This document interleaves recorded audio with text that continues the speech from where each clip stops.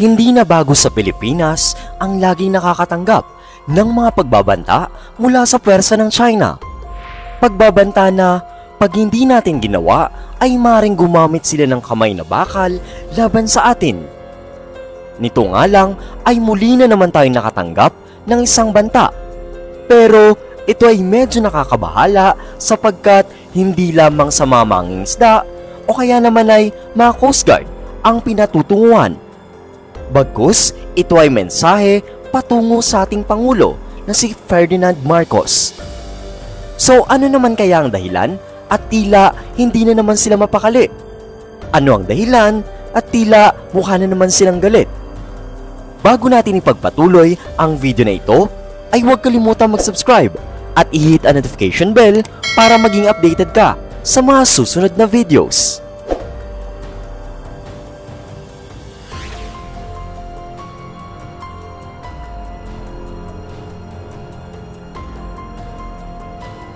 At nito nga lamang ay opisyal lang idineklara ng Taiwan ang pagkahalal ng kanilang bagong presidente na si Lai Ching-te. At dahil maayos naman ang estado ng Pilipinas sa Taiwan, ay nagpahatid ng pagbati si Pangulong Marcos sa presidente ng Taiwan. Pero ilang oras lang ang lumipas ay biglang kumalat ang balita na tahasang nagbigay ng babala ang China na hindi nila kinatuwa ang tila pakikilahok natin sa selebrasyon ng bagong presidente ng Taiwan. Ang ginawa daw kasing pagbigay ng mensahe ng Pilipinas ay maaaring magdulot pa ng matinding problema. Sa kadahilanang tila ipinapakita ng Pilipinas ang pagpabor sa Taiwan.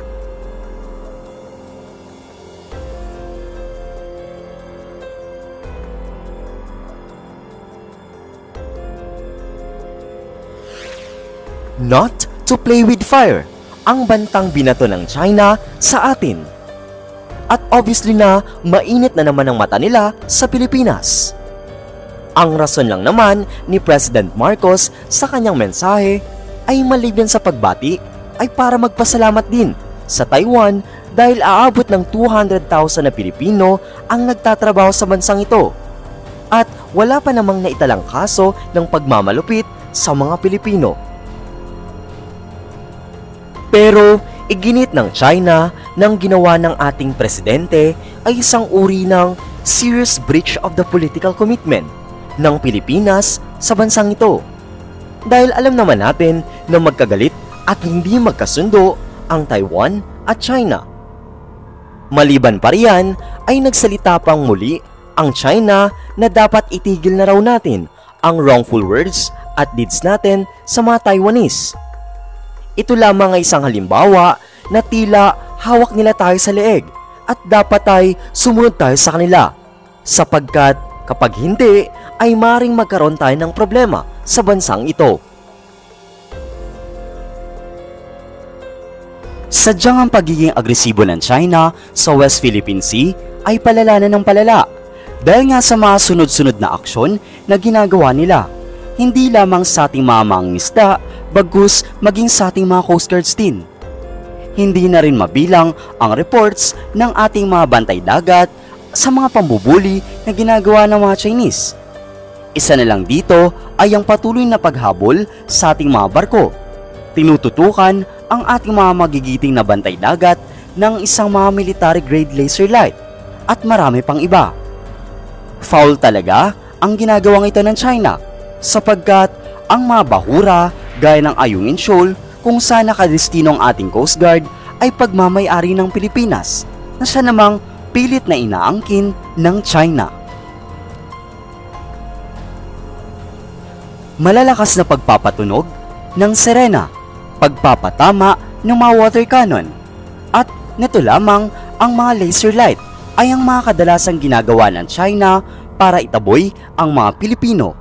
At alam mo ba na mas lalo silang naging agresibo nung malaman nila na nagkasundo muli ang Pilipinas at United States na magkaroon muli tayo ng joint patrol sa karagatan ng Pilipinas at maging ang pagbibigay daan sa mga US troops na magkaroon sila ng panibagong base militar dito sa ating bansa. Marahil ay inaagad na ng China na makuha ang Ayungin Shoal at iba pang mga bahura bago pa nila makatapat ang US sa rehiyong ito. At dahil nga sa mensaheng ito ng ating presidente ay tila nangangamba na naman ang China na baka Taiwan na din tayo kumampi.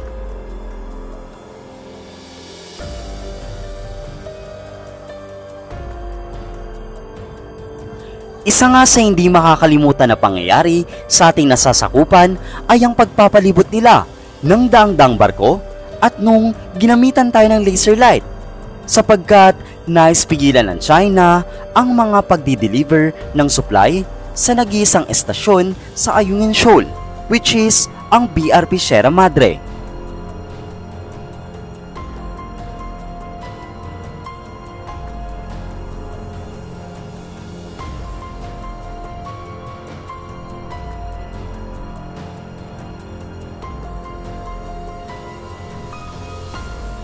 Dahil sa laser attack na ito, ay nakaranas ng temporary blindness ang ating mga kababayan. Take note na hindi lamang isang beses ito ginawa ng China. Nakakalungkot isipin na ganito nila itrato ang ating teritoryo. Animoy, nagmumukha tayong alipin sa sarili nating bayan.